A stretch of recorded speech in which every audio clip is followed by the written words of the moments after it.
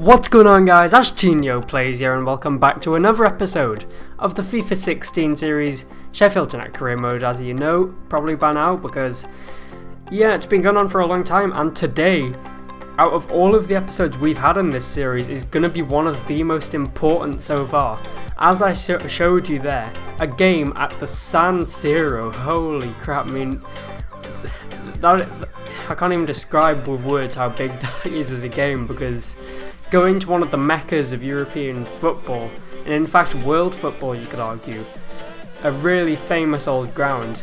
It's what we qualified for the tournament for, because you know, you really want to play those big teams, European powerhouses, but at the same time AC Milan are not that good of a side, so no reason why we can't beat them. And that would be amazing, because we could quite easily make it through to the Champions League quarterfinals. So, you know, big chance to progress in that competition. But for now, we do have 2 league games, and the title race takes centre stage. So yeah, we'll see how we can do here against Man City away, because we did beat them 3-1 here last season, and here we come close to scoring within 6 minutes. We beat them 1-0 in the meeting earlier in the season, but here, good build-up play, and they can't get the ball. It's into Traore, he turns and curls it in. It's 1-0 on 30 minutes, and what a finish as well. He's played in really well after fantastic build-up play, and 1-0, we strike first, and it looks as though we could be on the way to a win at the Etihad Stadium again. So Traore's 11th goal of the season put us in charge, and here Bergwijn again comes close to scoring, but he can't end his goal drought. Hasn't scored since the second game of the season against Watford, I believe. So yeah, it's been a long time since he got his last goal, but yeah, he's not been playing overly bad, so it's not that much of a worry. And here, Burns, played in by Wisdom, tries to get the cross in, and it's a good save from Joe Hart after Bentaleb gets his head on it. But it stays 1-0, and here from the corner we try something different. Traore's shot is blocked, and Nasri apparently has handballed it. It's a penalty on 55 minutes, and the chance to go 2-0 up. This time it's Dicko who steps up to try and get ourselves 2-0 advantage. He does it. It's 2-0 at the Etihad Stadium, and we could be heading for victory here again. And if we do, that'll put real pressure on Spurs in first place. So here we try and go on the counter-attack in search of a third, but actually El Ghazi picks up the ball and he scores in the 88th minute for what could be a consolation goal, or could it be a comeback? Who knows, but we had to make sure we defended sensibly for the rest of the game. We did it, and it stayed 2-1. So a nervy end to the game, but a very good performance and another good win. So the momentum is really with us at the moment, and long may that continue, because we need it for the challenge at the top of the table. We need to be as strong as we can for as long as we can, possibly. So yeah, I mean, it does really matter that we go on a good run of form and continue it, which is what we're doing right now, so there's no real worries, I would say. And here though, there is a home game against Newcastle, who are my own club, my hometown club. It's where I'm from, and as always, I do say that this is usually an awkward fixture. However, that all went completely out of the water when I beat them 4-1 last time. I just totally forgot. But to be fair, you know, when a team is playing really badly against you on career mode, they're there for the taking. You're not going to say no, you're going to take it and hammer them as much as you can, I guess. So they could be a dangerous team to play against, because they are in the relegation battle in this season in career mode, much like they are in real life at the moment. And just like in real life, there's little chance of them actually staying up. So yeah, that's just banter. Premier League football at its finest. So we did go close to scoring against a very stationary defence, for want of a better phrase.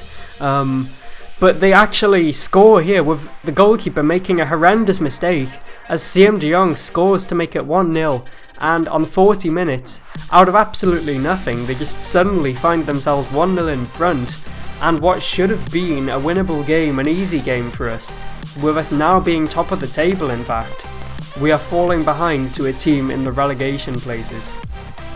So Newcastle were beating us 1-0 at half time, and it wasn't looking good. However, we did have plenty of attacking threat, so I thought I'd pop Bergwijn onto the pitch because he's pacey. He hasn't scored since the Watford game, as I said before, but he's a good player. And Traore here was the one that had the first attempt of the second half. Close, but the goalkeeper saved it. And later into the half, in fact just 6 minutes after, with the score still 1-0, Van Alden puts a dangerous cross in. It's not dealt with and it's 2-0 all of a sudden. We're losing somehow to a team in the relegation places, and of course my hometown team we're losing to, so mixed emotions, but right now to hold on to the top place and keep up the pace with Spurs, we really need to get back into this game. So the corner comes in, and Bergwijn, who hasn't scored since the second game of the season, finally breaks the deadlock. And he scores to make it 2-1. Game back on from a corner. A lapse of concentration on their behalf. But yeah, here another corner in the late stages of the game, 90th minute. Can we get back in it? Bruma gets the ball, the goalkeeper's still up, he has to do something with it. He comes inside, they're not tackling him, and it's 2-2. An equaliser right at the death. What a way to score as well. From a corner. 2 corners in fact have drawn us level at 2-2, and what a comeback, back from the dead.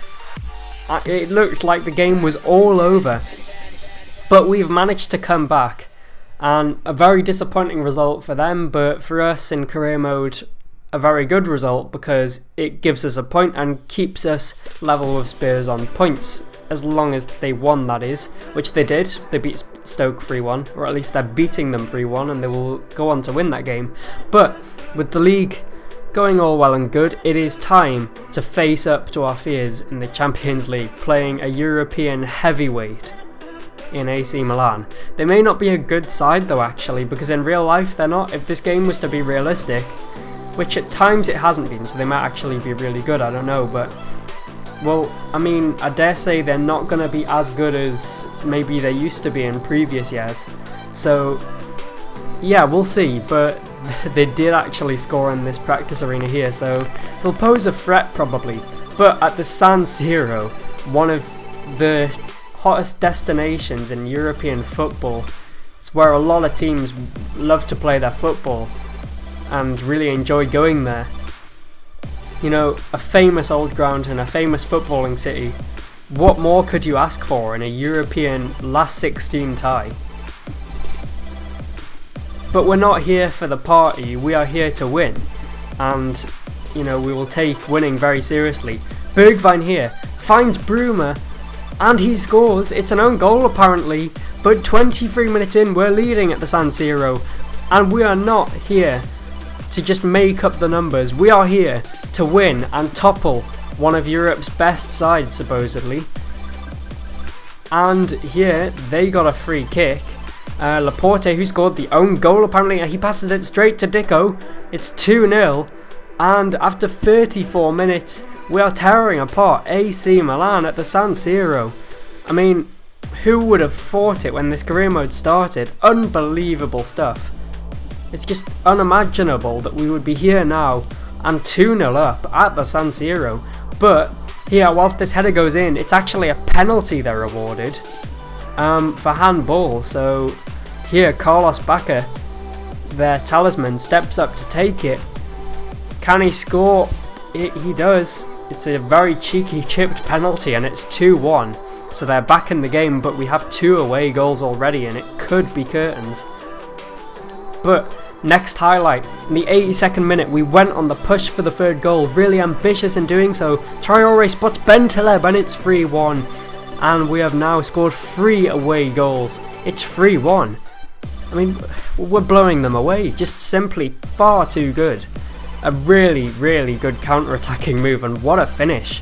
breathtaking stuff, and we weren't even satisfied with that. We were going for more goals, and here Traore finds Bentaleb, the scorer of the third, and this time it's Dicko's turn to get his second goal of the game. It's 4-1. I mean, no prisoners taken whatsoever. Absolutely brutal assault on them. 4-1. Just dismantling a European heavyweight. And here we tried to go in search of a fifth by playing the long ball up, but it actually catches us out with Lucas Moura scoring to make it 4-2. Bit of carelessness there, to be honest, but still have 4 away goals. It's going to be difficult for them to come back into it. And we went in search of a fifth. They angered us with that goal and really made us want to score again. We did. 5-2. Can you believe it? At the San Siro, Nuhat Dicko with a hat-trick. What a performance by him. And that was that. I can't even believe in myself that we've won by 5-2 at the San Siro. I mean, this is the stuff of dreams. This is what dreams are made of. And as you can see here, it's all going well in the Premier League as well. 54 points after 26 games, and level with Spurs at the top, only behind them on goal difference. So it's getting to the end of this episode now. If you enjoyed, be sure to leave a like and subscribe, and I'll see you in the next one.